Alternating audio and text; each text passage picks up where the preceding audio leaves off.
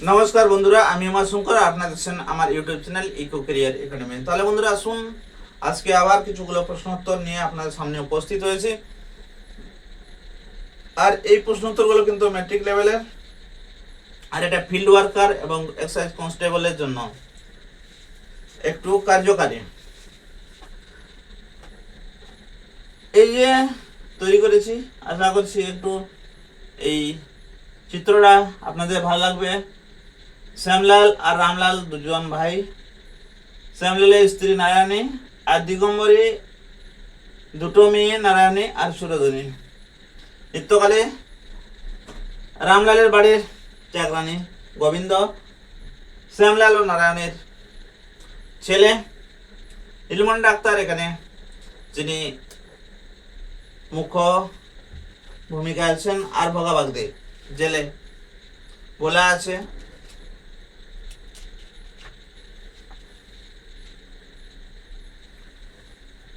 তাহলে আসুন প্রশ্ন উত্তর করা যাক।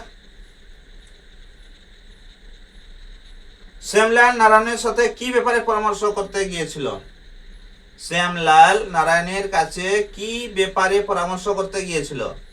শ্যামলাল নারায়ণের কাছে রামলালকে আলাদা করার ব্যাপারে পরামর্শ করতে গিয়েছিল, যে রামলালকে আলাদা করে দেয়া হোক।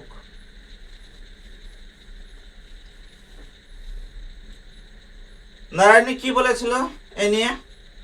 নারায়ণ বলেছিল তার সংসারে কথা বলতে এলে তিনি আত্মহত্যা করবেন। এর প্রত্যুত্তরে যে যখন রামলাল কে আলাদা করার জন্য নারায়ণের সঙ্গে পরামর্শ করতে শ্যামলাল আসে, তখন শ্যামলালকে নারায়ণ বলে সে তার সংসারে যদি কিছু বলতে হয় তাহলে নারায়ণী আত্মহত্যা করবে। কার্তিক গণেশ রামের পোষা মাছ।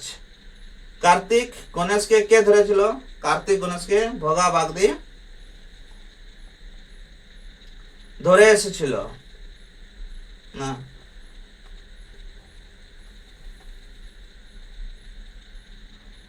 আর কার্তিক গণেশকে কে ধরিয়েছিল? কার্তিক গণেশকে দিগম্বরী ধরিয়েছিল। কার্তিক গণেশকে ধরতে আসার কথা রামকে কে জানায়? কার্তিক গণেশকে ধরতে আসার কথা ভোলা গিয়ে রামকে জানায়। রামের কি প্রতিক্রিয়া হয় মাছ ধরায়? রাম শোকে আকুল হয়ে মাটিতে লুটিয়ে হাত পা ছুঁড়ে কাঁদতে থাকে।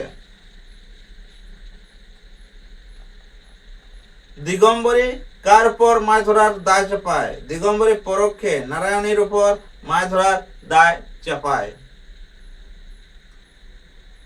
রামের কার সাথে মারপিট হয়েছিল?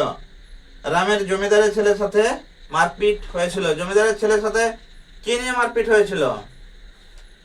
কোন কালীর জীব বড় এবং কোন কালীর জীব ছোট, এই নিয়ে বচসা হয় এবং মারপিট হয়।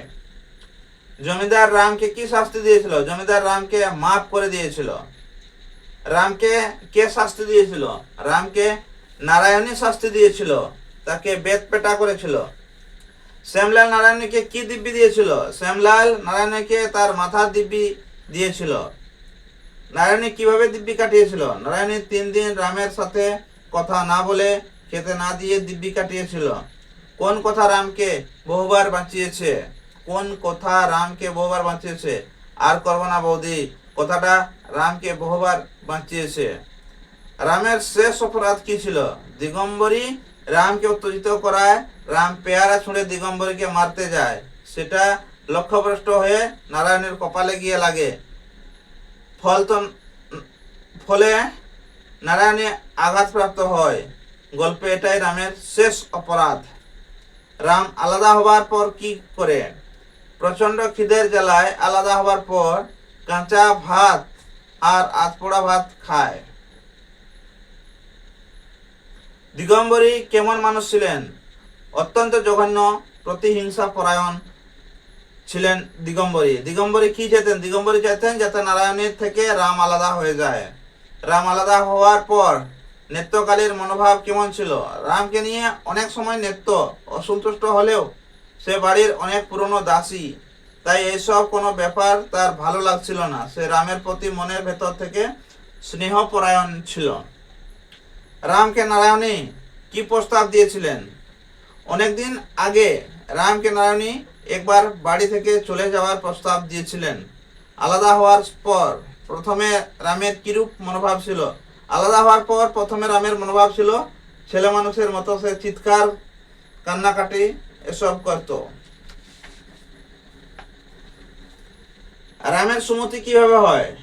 দুদিন কেটে যাবার পরও যখন বৌদি আর তাকে খেতে ডাকলো না, তখন তার মনে হলো তার শুধরাবার সময় হয়তো এসেছে। তাই সে বাড়ি থেকে চলে যাবার কথা বলে। রাম চলে যেতে চায় একথা নারায়ণকে কে বলেছিল? একথা নারায়ণকে ভোলা বলেছিল। ভোলাকে শুধু খবর দিতে এসেছিল? না, ভোলা শুধু খবর দিতে আসেনি, সে 5 টাকা না হয় 2 টাকা চাইতে এসেছিল রাহা খরচের জন্য। রামের মামার বাড়ি কোন দিকে ছিল? রামের মামার বাড়ি ছিল তারকেশ্বর দিকে। রামের মামার বাড়ি ছিল তারকেশ্বর দিকে। রামের মামার বাড়ির সাথে কি কোনো সম্বন্ধ ছিল? রামের মামার বাড়ির সাথে কোনো সম্বন্ধ আগে ছিল না। রাম সেখানে যেতে চেয়েছিল কেন? নারায়ণী ছাড়া সংসারে রামকে কেউ চিনত না। সেই নারায়ণীকে সন্তুষ্ট করার জন্য রাম না দেখা মামার বাড়ির উদ্দেশ্যে পা বাড়াতে চেয়েছিল, কারণ এ বাড়িতে থেকে মাতৃসমা নারায়ণের কাছ থেকে আলাদা থাকা তার পক্ষে সম্ভব ছিল না। রামের সুমতি গল্পটি কতটি পরিচ্ছেদে বিভক্ত? রামের সুমতি গল্পটি 4টি পরিচ্ছেদে বিভক্ত। ছি দাদা, ঝগড়া করতে নেই এই পদে বিশেষ্য কোনটি? এই পদে বিশেষ্য হলো দাদা। শব্দটি সন্ধি বিচ্ছেদ অত্যাচার অষ্টাধার, অতি আচার অত্যাচার, অষ্ট আধার অষ্টাধার। লিঙ্গ পরিবর্তন করো। বৌদি, নারায়ণী, মামা। বৌদি, দাদা, নারায়ণী, নারায়ণ, মামা, মামি। গ্রামের লোকে তাহাকে ভয় করিত। গ্রামের লোক কাকে কেন ভয় করত? রামলালকে গ্রামের লোক ভয় করত, কারণ সে সকলের উপর নানাভাবে অত্যাচার করত। সে লঘু অপরাধে গুরুদণ্ড করিত না। এখানে কার কথা বলা হয়েছে? এখানে রামলালের বৈমাত্র বড় ভাই শ্যামলালের কথা বলা হয়েছে। শ্যামলালের পত্নীর নাম কি? শ্যামলাল কি কাজ করত? শ্যামলালের পত্নীর নাম নারায়ণী। শ্যামলালের গ্রামের জমিদারি কাছারিতে কাজ করত এবং নিজের জমি জমা তদারক করত। শ্যামলালের কত বছর আগে বিবাহ হয়েছিল? শ্যামলাল 13 বছর আগে বিবাহ হয়েছিল।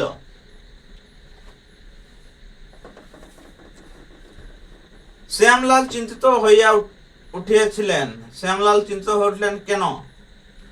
নারায়ণীর 7 দিন হয়ে গেলেও জ্বর ছাড়ে নাই, তাই শ্যামলাল খুব চিন্তিত হয়ে পড়ে। বাড়ির দাসী কে ছিলেন? বাড়ির দাসী ছিলেন নিত্যকালী। খাঁচা বুনবে না কাকা? এখানে কাকা কাকে বলা হয়েছে? কথাটি বলেছে রামলালের 5 বছরের ভাইয়ের ছেলে। নাম গোবিন্দ। এখানে কাকা বলা হয়েছে রামলালকে। ডাক্তার আর চোখে চাহিয়া নিজের কাজে মন দিলেন। ডাক্তারের নাম কি? ডাক্তারের নাম নীলমণি। সাক্ষী, সাক্ষী কে দেবে বাবু? কে কোন সাক্ষী? কে কেন সাক্ষী দিতে চায়নি? ডাক্তারখানায় উপস্থিত বৃদ্ধ সাক্ষী দিতে চায়নি, কারণ রামলাল ও তার দলবল ছিল সাংঘাতিক। সে অন্যায় করতে তাকে শাস্তি দিত। কখন কোন দিকে দিয়ে অত্যাচার নেমে আসতো কেউ জানে না। ডাক্তারের অন্যায় কাজ যে প্রতিবাদ করে রামলাল যখন তাকে শাসিয়ে যায়, তখন ডাক্তার সকলকে সাক্ষী দিতে বলে। এই প্রসঙ্গে বৃদ্ধ বলে, রামলালের দলটি হেন কোনো কাজ নেই, পারে না। ইচ্ছে করলে তারা করে আগুন দিয়ে পুড়িয়ে মারতেও পারে। তাই বৃদ্ধটি সাক্ষী দিতে অস্বীকার করে। তার বেশি আমি কোনো মতেই নিতে পারবো না। কি নিতে পারবে না বলেছিল? নীলমণি ডাক্তার শ্যামলালের কাছে থেকে ভিজিট বাবদ 1 টাকার বেশি নিতে পারবে না জানিয়েছে। নীলমণি ডাক্তার শ্যামলালের কাছে 1 টাকার বেশি ভিজিট নিতে পারবে না, এটা বলেছে। তার বেশি আমি কোনো মতেই নিতে পারবো না। হঠাৎ সেই ভাইটির মৃত্যু হওয়ায় তাহার আর দাঁড়াইবার স্থান রইল না। এখানে কার কথা বলা হয়েছে? এখানে নারায়ণের বিধবা মা দিগম্বরী ও তার 10 বছরের কন্যা সুরধনীর কথা বলা হয়েছে। দিগম্বরী হাড়ে হাড়ে জ্বলিয়া গিয়া বলেছিলেন, বললেন, দিগম্বরীর জ্বলে ওঠার কারণ কি? রামলাল উঠানের মাঝখানে অশ্বত্থ গাছ বসায়। দিগম্বরীকে বলে, ওই গাছটি বড় হলে বেশ ছায়া দেবে। মাস্টারমশাই নাকি বলেছে এই গাছের ছায়া নাকি খুব ভালো। এই কথা শুনে এবং রামলালের কাজ দেখে দিগম্বরী রেগে যান। আজ দিগম্বরী তাঁর পিতৃদেবের উদ্দেশ্যে দ্বাদশটি ব্রাহ্মণ ভোজনের সংকল্প করিয়েছিলেন। দিগম্বরী কেন এই কাজ করিয়েছিলেন? তার পিতার প্রেতাত্মা একদিন ছেলের বাড়িতে ঘোরাঘুরি করে এখন আবার নাথজামের বাড়িতে যাতায়াত শুরু করে। এগুলি সবই দিগম্বরীর কল্পনা। পিতাকে সন্তুষ্ট করতে দিগম্বরীর এই আয়োজন করেছিল।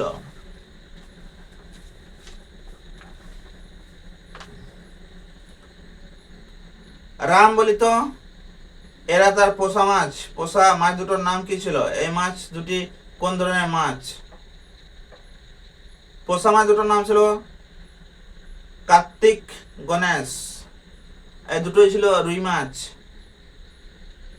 এই মাছ দুটার উপর দিগম্বরীর লুব্ধ দৃষ্টি ছিল। এখানে কোন মাছের কথা বলা হয়েছে? দিগম্বরীর লুব্ধ দৃষ্টির কারণ কি? এখানে বহুদিনের পুরাতন দুটি রুই মাছের কথা বলা হয়েছে, যাদের নাম দেওয়া হয়েছিল কার্তিক, গণেশ।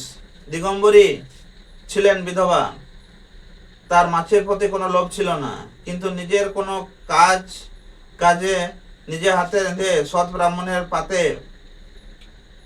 দিয়ে পুণ্য ও খ্যাতি অর্জন করার বাসনা তার অনেক আগে থেকেই ছিল। তাই মাছের প্রতি তার লোভ ছিল অত্যন্ত বেশি। শোকটা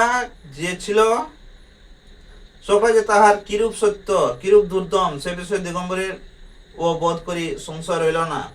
কোন প্রসঙ্গে কথাটি বলা হয়েছে? রামের দুই মাছ গণেশকে ধরা হলে রাম মাটির উপর উপুড়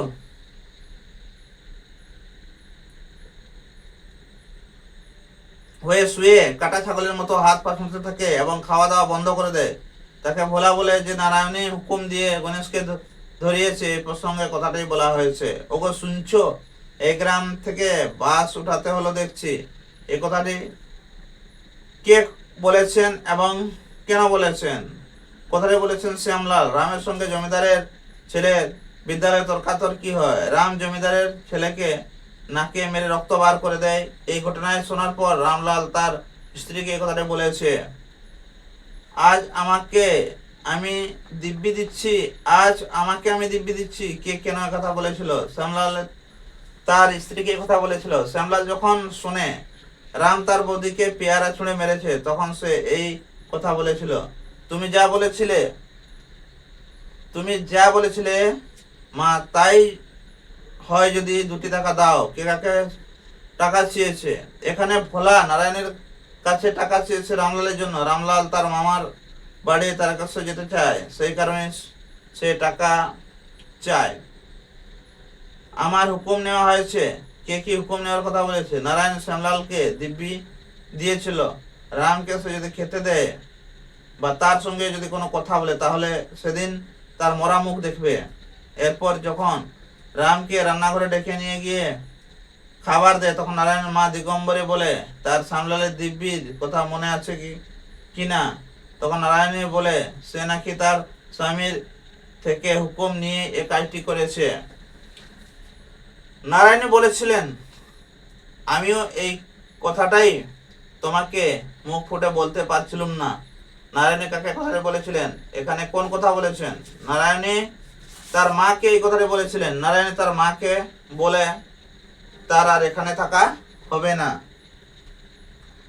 নারায়ণী বলেছিলেন, আমি এই কথাটাই তোমাকে মুখ ফুটে বলতে পারছিলাম না। যখন নারায়ণের মা দিগম্বরী বলে, আমি তোর বাড়িতে থাকতে পারছি না, আমি চলে যাচ্ছি, নারায়ণ তখন বলছে, আমিও এই কথাটাই তোমাকে মুখ ফুটে বলতে পারছিলাম না।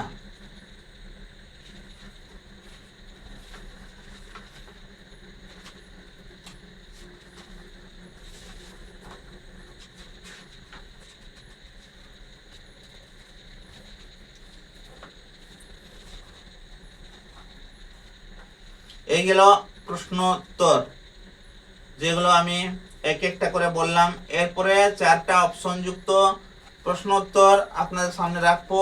আপনারা ওটার আপনারা ওইগুলো কিন্তু ইউটিউবে আপনারা কমেন্ট করবেন কোনটা হবে। আমি লাইভে আসবো আপনাদের সামনে, তখন আপনারা ওইগুলো কমেন্ট করবেন উত্তর কোনটা।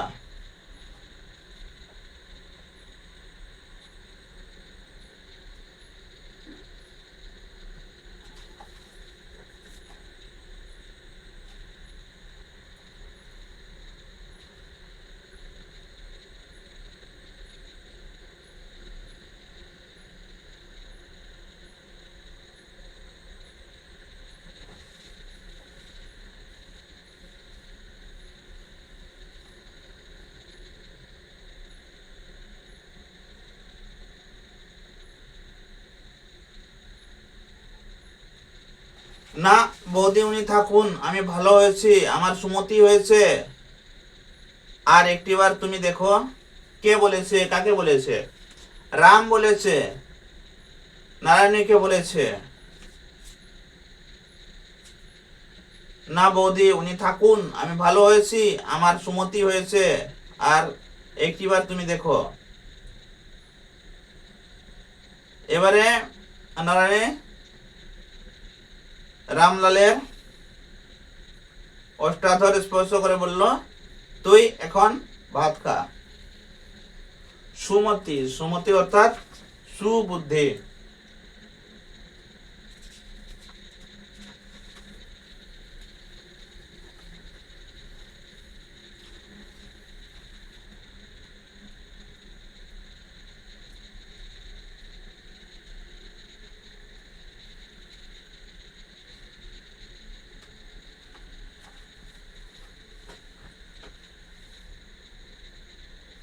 রামের সুমতি যে উপন্যাস বা গল্প, ওর লেখক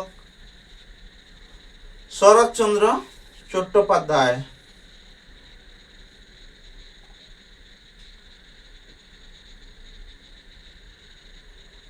আঠারোশো ৭৬ খ্রিস্টাব্দে 15ই সেপ্টেম্বর হুগলি জেলার দেবানন্দপুরে জন্মগ্রহণ করেন।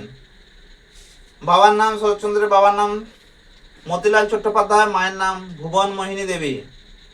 7 ভাই বোনের সংসারে কত কষ্টে কাটাতে হয়েছিল দিনগুলো। দারিদ্রের কারণে মামার বাড়ি ভাগলপুরে আশ্রয় নিতে হয়েছে। সেই সূত্রে শরৎচন্দ্র প্রথম জীবনের অধিকাংশ সময় কেটেছিল ভাগলপুরে। এই ভাগলপুরে তাঁর সাহিত্য চর্চার হাতে খড়ি। এই সময় তিনি মিসেস হেনরি উডের স্ট্লিন উপন্যাসের অনুবাদ করেন অভিমান নামে। এছাড়া এই সময় পর্বে তাঁর লেখা গল্পগুলি হলো বোঝা, কাশীনাথ, বিচার প্রভৃতি।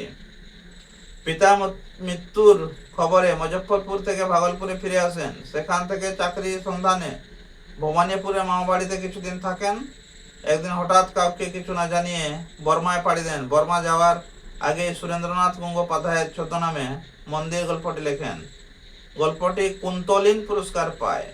এটাই তাঁর প্রথম মুদ্রিত ও পুরস্কৃত গল্প, যেটি আমাদেরও পাঠ্য বটে। এই গল্প লেখা সম্পর্কে নিরুপমা দেবীর বক্তব্য এখানে স্মরণযোগ্য। মন্দির গল্প লেখা আমরা দেখি নাই, কিন্তু তিনি ছদ্মবেশে থাকাকালীন কুন্তলিন পুরস্কার প্রতিযোগিতা সুরেন্দ্রনাথ গঙ্গোপাধ্যায় নামে উক্ত গল্প পড়িয়াই তাহা যে শরৎ দাদার লেখা, ইহা আমরা নিঃসংশয়ে বুঝতে পারি। পরে যমুনায় তাহার পুরাতন নূতন লেখা নানা গল্প প্রকাশিত হইতে থাকে এবং ব্রহ্মদেশ হইতে প্রত্যাগমনের পরে তিনি একবার আমাদের বাড়িতে আসিয়া কয়েকদিন অবস্থানও করিয়াছিলেন।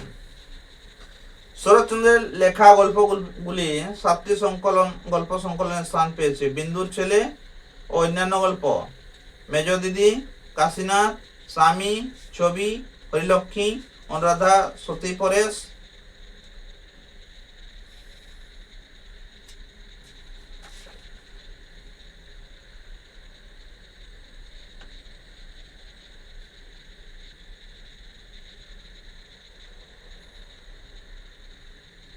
অপর্ণা আসলে এই মন্দিরের একনিষ্ঠ সেবিকা। অপর্ণাকে মন্দির সেবার কাজ থেকে ধারাবিরত করতে চেয়েছে, গল্পে তাদেরই মৃত্যু হয়েছে। আর অপর্ণা দেবতার চরণে মাথা ঠুকে বলেছে, তুমি গ্রহণ করো, তৃপ্ত হও, আমার অন্য কামনা নাই। এই গল্পটি পুরস্কার পেলেও ক্রমশ তিনি বুঝেছিলেন গল্পের ধরন বদলানো দরকার।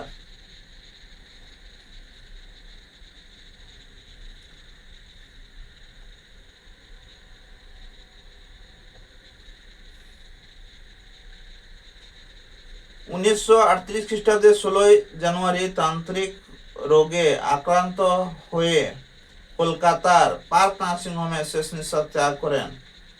শরৎচন্দ্রের এই মহাপ্রয়াণে ব্যথিত রবীন্দ্রনাথ লিখেছেন, যিনি বাঙালির জীবনের আনন্দ ও বেদনাকে একান্ত সহানুভূতির দ্বারা চিত্রিত করেছেন, আধুনিক কালের সেই প্রিয়তম লেখকের মহাপ্রয়াণে দেশবাসীর সঙ্গে আমিও গভীর মর্মবেদনা অনুভব করছি।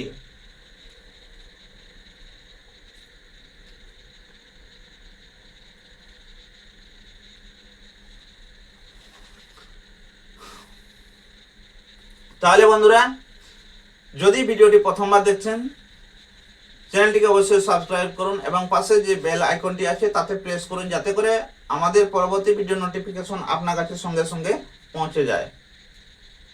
এবং ভিডিওটি কেমন লাগে জানিয়ে অবশ্যই কমেন্ট করুন। যদি ভালো লাগে তাহলে একটা লাইক দিন এবং বন্ধুদের সঙ্গে শেয়ার করুন, যাতে করে আপনার মতো তারাও উপকৃত হয়। তাহলে বন্ধুরা, আজকের মতো এ পর্যন্তই। আপনারা সুস্থ থাকুন, ভালো থাকুন, এই কামনায় শুভরাত্রি। জয় হিন্দ।